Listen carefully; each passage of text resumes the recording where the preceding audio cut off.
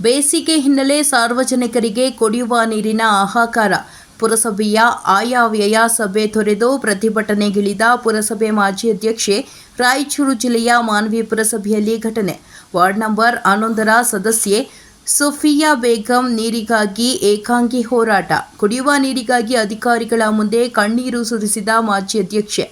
2025-26ನೇ ಸಾಲಿನ ಆಯವ್ಯಯ ಕುರಿತು ಪುರಸಭೆಯಲ್ಲಿ ಸಭೆಯ ಕರೆಯಲಾಯಿತು. ಈ ವೇಳೆ ಸಭೆ ತೊರೆದು ಪುರಸಭೆ ಅಧಿಕಾರಿಗಳ ಮುಂದೆ ಕುಡಿಯಲು ನೀರು ಕೊಡಿ ಎಂದು ಮಹಿಳಾ ಸದಸ್ಯೆ ಕಣ್ಣೀರು. ನಮ್ಮ ವಾರ್ಡಿನ ಜನ ನೀರಿಗಾಗಿ ಪರಿತಪಿಸುತ್ತಿದ್ದಾರೆ. ನಿತ್ಯ ನೀರಿಗಾಗಿ ಹಾಹಾಕಾರ ಪಡುವಂಥ ಹೀನ ಸ್ಥಿತಿ ನಿರ್ಮಾಣವಾಗಿದೆ. ಹಲವು ಬಾರಿ ಮನವಿ ಮಾಡಿಕೊಂಡರೂ ನೀರು ಪೂರೈಕೆ ಮಾಡಲು ಆಗುತ್ತಿಲ್ಲ. ನಮ್ಮನ್ನು ಜನಪ್ರತಿನಿಧಿಯಾಗಿ ಆಯ್ಕೆ ಮಾಡಿದ ಜನರಿಗೆ ನೀರು ಕೊಡಿಸಲು ಆಗುತ್ತಿಲ್ಲ ಎಂದ ಮೇಲೆ ಈ ಸಭೆ ಯಾಕೆ ಬೇಕು ಎಂದು ಕಿಡಿ. ತಕ್ಷಣ ನಮ್ಮ ವಾರ್ಡಿಗೆ ನೀರು ಹರಿಸಿ ಜನರ ಹಿತ ಕಾಪಾಡಬೇಕೆಂದು ಮಹಿಳೆ ಪಟ್ಟು. ಅಧಿಕಾರಿಗಳು ಮನವೊಲಿಸಿದ್ರೂ ಬಿಡದ ಪಟ್ಟು. ಏಕಾಂಗಿ ಹೋರಾಟ ಮಾಡಿದ ಮಹಿಳೆ. ವರದಿ ಗಾರಲದಿನ್ನಿ ವೀರನಗೌಡ.